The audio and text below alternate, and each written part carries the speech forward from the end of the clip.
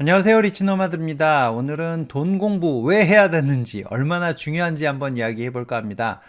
제가 요즘 퇴직을 앞둔 분들을 많이 만나고 있고, 제 친구들도 어저께 만났는데, 생각보다 좀 충격적인 모습들이 많아서 그 얘기 한번 해볼까 합니다.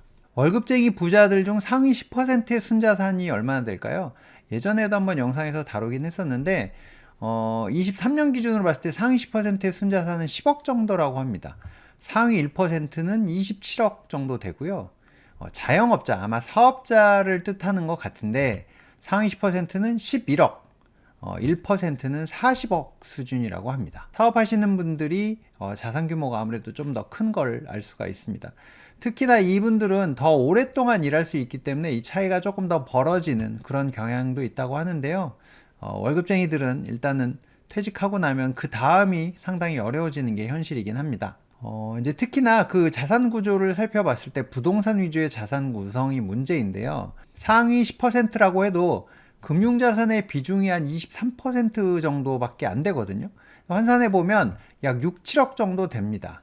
근데 이제 희망 은퇴 생활비는 평균 월 483만 원, 그러니까 월 500만 원 정도는 있어야 된다는 얘기거든요. 부부 2인만 계산했을 텐데 여기에 요즘 자녀들이 독립을 안 하고 계속 같이 취직도 안 하고 이제 이렇게 사는 경우들이 많아지고 있는데 그러면 이제 더 많아져야 되는데요.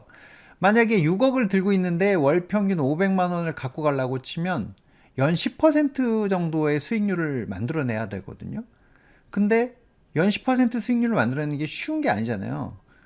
이제 그런 부분들이 사실 괴리가 생기는 겁니다. 특히나 예금 위주로 막 구조들을 많이 갖고 계시고 보면은 이제 거주주택 제외하고도 부동산 비중이 이제 워낙 크다 보니까 이렇게 만들어낼 수 있는 자산이 별로 없고 이제 이 금융 자산도 또 그렇게 수익률을 높일 수 있는 방법을 잘 모르는 경우가 많거든요. 그리고 이제 금융자산 투자를 한다고 쳐도 수익성을 좀 높이는 작업들을 해야 되는데 상위 10%의 이제 여유자금의 운용 방법을 보면 그나마 이제 54% 정도는 이제 금융 투자를 한다. 전체 평균은 45.69%밖에 안 됩니다. 그리고 이제 상위 10%들 같은 경우는 그나마 안전성 60%, 수익성을 30%로 생각하는데 보통 사람들은 67%가 안전성을 더 중요하게 생각하고요. 수익성에 대한 거는 22.6%밖에 생각을 하지 않는다고 합니다. 이제 그렇다 보니까 죄다 예금에 몰려 있는 경우들이 많고 뭐 예금을 늘리는 걸 나쁘다 그런 게 아니라 이제 예금이 수익률이 이제 낮다 보니까 아까처럼 그런 이제 퇴직 후에 어떤 현금으로 만들어내는 데 있어서 부족함이 생긴단 말이죠.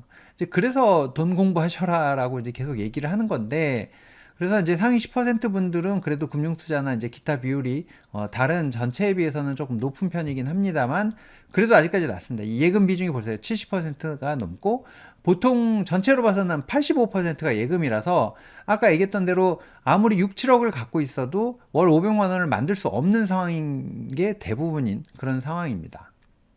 상위 1% 부자들의 소득 구조를 보면 이제 금융 소득 구조에서 또 차이가 나거든요. 상위 1% 근로자의 연간 소득이 약 3억 정도 된다고 합니다. 재산 소득이 0.6억, 그러니까 금융 소득으로 볼 수 있겠죠. 뭐 물론 월세 소득도 있겠죠. 하여튼 한 5,700만 원 정도 되는데 그래서 근로소득 중단 전에 금융소득을 충분히 늘려놓는 게 중요합니다. 저축 여력이 아무래도 좀 많은 편에 속하니까 그래도 절반 이상 되니까 이런 부분들을 금융소득으로 전환하는 연습을 해둬야 되는데요. 그런데 대부분의 사람들은 은퇴 준비가 잘 안 돼 있다라고 생각하는 분들이 50%에 육박합니다. 예상 은퇴 연령은 근로자가 66세, 자영업자가 73세라고 하는데 사실 66세를 기대할 수가 없잖아요. 뭐 60을 넘긴다는 것 자체도 거의 기적적인 일이고 50대 중반만 가도 뭐 뒷선으로 물러날 확률이 굉장히 높아지는데 그나마 이제 자영업자들은 이제 본인들이 조금 더 은퇴 시기를 조정할 수 있기 때문에 한 6.7년 정도 더 이제 길게 보고 실제 근무도 더, 그러니까 일도 더 오래 하시는 경우들이 많은데요. 은퇴 준비에 대한 부정적 평가는 근로자분들은 47%, 자영업자분들은 49%. 오히려 아까 자영업자, 그러니까 사업자분들이 자산, 평균의 자산 구조는 더 좋은데, 그러니까 자산 규모도 더 크고 이런데, 은퇴 준비에 대한 부분은 덜 되어 있다라고 생각을 하시는 것 같습니다. 어쨌든, 결과적으로 50%에 해당하는 분들이 은퇴 준비가 잘 안 돼 있다라고 얘기하시는데요. 또 우리나라에선 이 얘기를 안 할 수가 없잖아요. 자녀 1인당 총 사교육비가 8천만 원이 넘는다고 합니다. 이게 또 참 아이러니한 게 학생 수는 계속 줄고 있잖아요. 출산율이 떨어지니까. 근데 사교육비 총액은 계속 증가하고 있는데 이 연도별로 놓고 봐도 참여 학생들, 그러니까 사교육을 받는 학생들의 이 월평균 사교육비는 계속 늘어난다. 물론 물가도 올라가고 뭐 여러 가지 이유가 있지만 사교육을 더 시키는 거죠. 특히나 서울 같은 경우는 월 평균 74만 원으로 전체 평균이 55만 원보다 34%가 더 많습니다. 그리고 이게 뭐 서울 평균이니까 이렇지 강남 대치동 가보면 난리도 아니잖아요. 저희 아이도 요즘에 대치동으로 출근을 하기 시작했는데 주말마다 가고 있는데 아우 차도 엄청 막히고 학원 앞에 애들이 너무너무 많아서 대치동 학원 가는 불경기가 없는 것 같습니다. 그래서 어찌됐든 이렇게 해서 보면은 초등학교에 한 3,300, 중학교 때 한 2,100, 고등학교 2,600에서 8,100만 원이나 쓴다고 하니까 이래서 애를 못 낳겠다고 얘기하는 것 같습니다.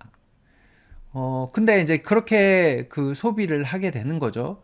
자녀 교육을 위해서. 뭐, 충분히 이해할 만한 목적이기 때문에 뭐 비난할 수도 없고. 근데 이제 좋은 학교, 좋은 회사를 다녀도, 정말 스카이를 나오고 대기업을 다녀도 자녀 교육 등을 통해서 이렇게 자산 축적을 못한 상태로 퇴직하는 경우가 대부분입니다. 특히나 이제 제 주변에 엊그저께도 만난 분이 서울대 출신, 누구는 고대 출신, 또 이제 어저께 만난 친구들 우리가 이름만 대면 모두가 알만한 아주 좋은 대기업의 부장님인데 이 친구도 이 퇴직 이후에 뭐를 어떻게 해야 될지 아주 막막한 상황이거든요. 그래서 OECD 주요 국가 중에 상대적 빈곤율이 가장 높은 나라가 한국입니다. 안타깝게도 말이죠. 특히나 또 거기다가 금융 지식도 부족한 경우가 되게 많거든요. 그래서 퇴직금도 대부분 예금입니다. 제가 아는 분도 이름 대면 알만한 회사에 계열사의 대표이사까지 하셨는데 서울대 나오셨거든요.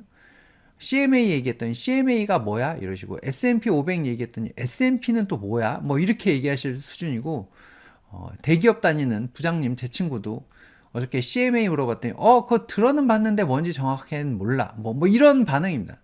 그러니까 뭐 무슨 게을르거나 뭐 이게 아니고 회사 열심히 다니고 맨날 출장 다니고 열심히 하고 또 외벌이로 애들 둘 키우고 하다 보니까 열심히 살았는데도 금융 지식도 없는 상태에서 이제 퇴직금 나오면 이걸로 살아야 되는데 이것도 또 경험이 없으니까 공격적으로 운영을 못 하잖아요. 그래서 대부분 예금에 묶여 있는 경우가 많습니다. 그래서 그 서울대 나오셨던 분도 퇴직금 이제 받았는데 보니까 그 퇴직금 안에도 죄다 예금으로 되어 있고 그러니까 뭔가 주식 투자한 거는 잠깐 조금 해봤던 거 물려 있어서 반토막 나 있어서 더 하지도 못하고 약간 이제 그런 상황들이 대부분입니다.